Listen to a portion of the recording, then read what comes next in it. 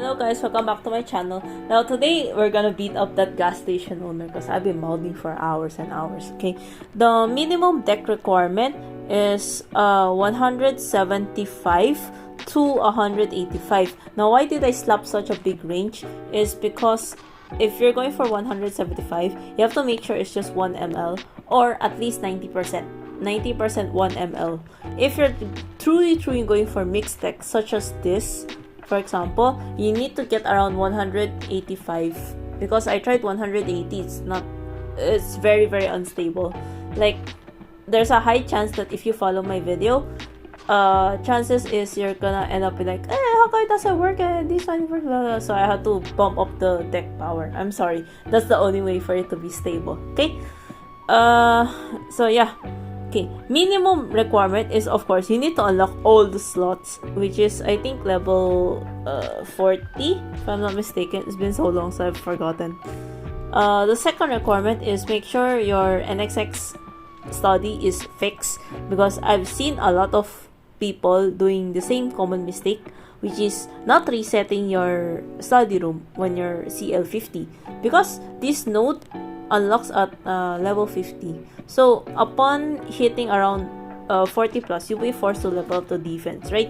So when you're level 50, just spend 20,000 stellions, okay, to reset everything, and then focus everything on the upper right, everything, and then get these two nodes, okay, for survival purposes. This one's basically like a mini resurrection, okay, and this one gives you HP after reorganizing.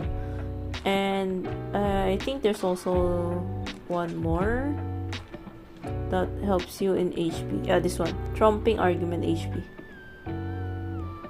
So yeah, you can choose to get some of these nodes if you think that you need the survival, okay?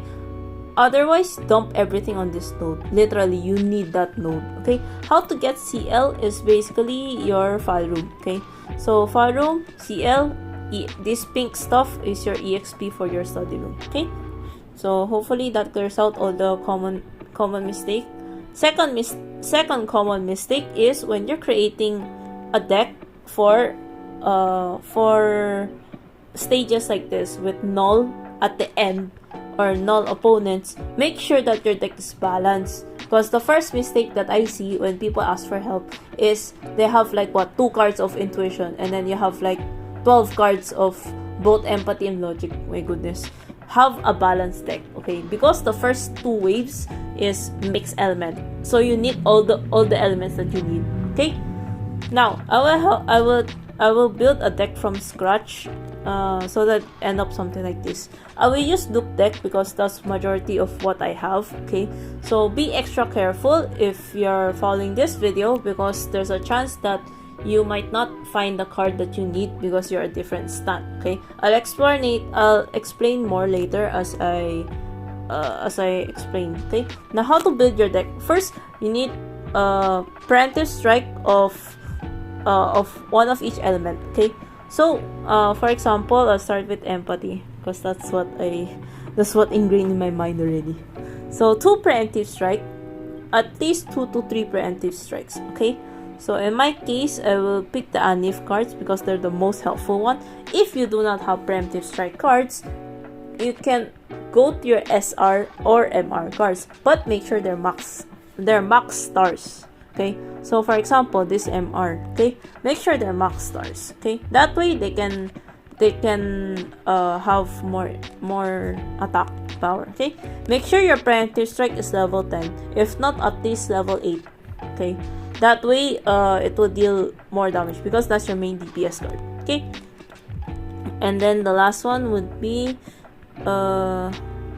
yeah, for this video, because I'm using a Luke deck, I will only have 1 intuition preemptive strike, because that's how MiHoYo plays it for Luke stance. I don't know why. If your other stance, there's a chance you could encounter the same situation. I think Vin's stance will also encounter the same thing because they don't have much logic preemptive strike. Mario's also don't have much intuition preemptive strike as well, except but you have SR to compensate for it. if I'm not mistaken, you have the first SR for you to compensate. Yeah, or MRs, okay? So yeah, that's the first step. Second step is the buff cards. Again, stick to one guy as much as possible. If you can't, then that's the time you adjust a little bit. But make sure it's majority of one guy. I don't care if you're harem, if your team harem or what. Just stick to one guy. Yeah, be loyal. So for your buff cards, make sure your cards are 5-5-5. So 5 empathy, 5 logic, 5 intuition. Okay. Now how to set up your buff cards? Make sure you have at least one rainbow buff because we're dealing with multiple elements. Okay, you need the rainbow buff. So in the case that you do not have preemptive strike, at least the rainbow buff can help you. Okay, so in my case, I will pick this one. Okay, now I'll pick the colored buff first. So this one, and I use 2 rainbow buff cards because that's the SSR. I prioritize SSR buffs because that's the one with the highest skill level I have. So yeah. Sorry. Okay. Then I will use this card because that's my strongest buff cards. So same also for logic. If you have def down, consider that as a buff card. But make sure it's def down, not def up. We do not need defs, okay? This one is... I think I use this one. And then last one is... because I don't have anything. So yeah. Okay.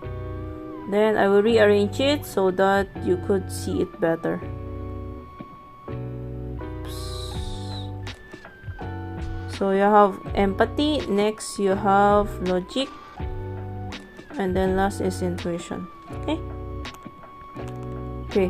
For the sake of guide, I modded so hard using one of the SRs, so I end up changing my rainbow buffs because MiHoYo's so dumb in balancing Luke deck that we don't have much rainbow buffs. So I end up using Artem Atmospherics. It works either way, okay?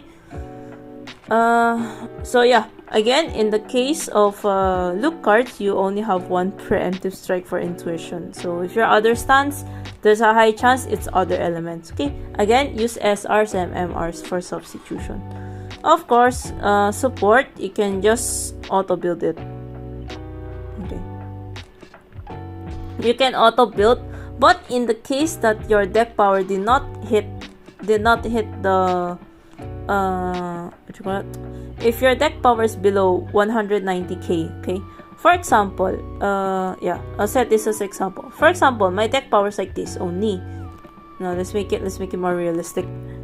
For example, my deck power is only like this, and you end up losing because your deck, the deck power is quite far. Okay, you have to handpick your support deck, okay? Because that's what I did. I had to handpick my support deck just for the sake of quote unquote cheating your way, because the overall deck power is a combination of influence and defense. Okay, so what you're going to do is you have to handpick your card that has the third skill that says increase influence for all X cards.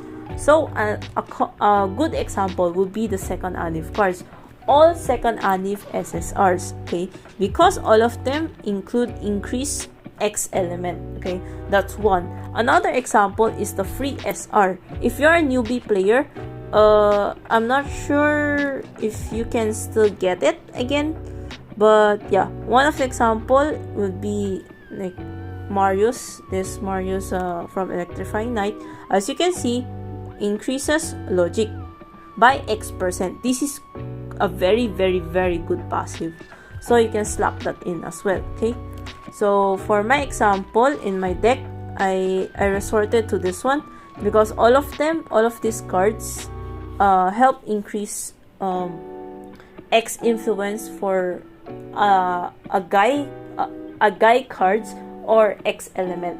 Okay, so yeah, something like that. You have to handpick. Okay,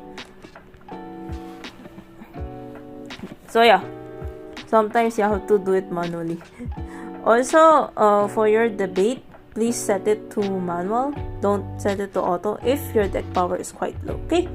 One more thing I almost forgot. Make sure that your deck has at least one turn buff. By one turn buff, I mean like it's written in the description. Something with the alpha for better memory. Something with alpha. Okay. See, increase your influence by one turn. One example is Luke first birthday. Another example would be Mario's Christmas SSR, if I'm not mistaken. But yeah, if it's a colored one turn buff, have one piece, literally one piece in the whole deck. Okay, if it's a rainbow buff, I think you can have two. It can work. So one of the example would be Luke Darts SR. Okay, if you do not have a one turn buff, you can get Death Down instead. Like Death Down colored, that also works the same way. Actually, Death Down is more recommended in my opinion because the last wave is really chunky. Like that guy makes your preemptive strike look so small until you hit 20k. That's the time you know you're in the right track for your damage. If your damage hits less than 20k, it's better if you retry. Okay, let's start.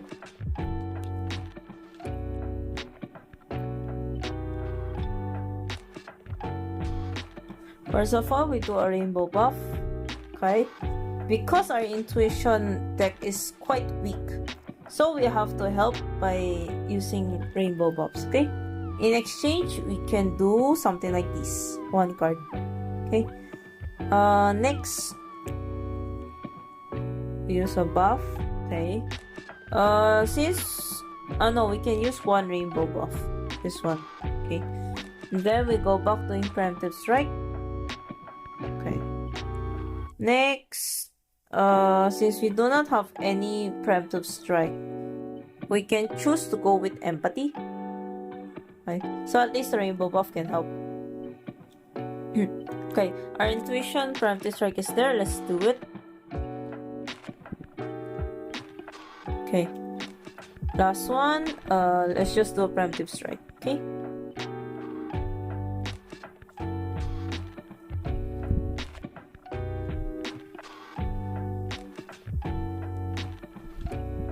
Nope. Okay, rainbow buff again. Death Down. One more time. We can extend one buff, I guess. This one. Preemptive strike. That's painful. Okay. Let's finish it off with using our empathy buff. Okay. 1, 2. No more buffs, and we use our preemptive strike. Okay. Guaranteed one more time. And we're done. Oh my god. After how many rounds? Holy shit. So yeah. Just all Luke cards and one imposter. So yeah, that's it. Oh my god, finally. Hope this video helps you in how to beat this guy up. Oh my god. Again, this is optional only if you want the name card. So yeah, that's about it. See you in the next video. Bye!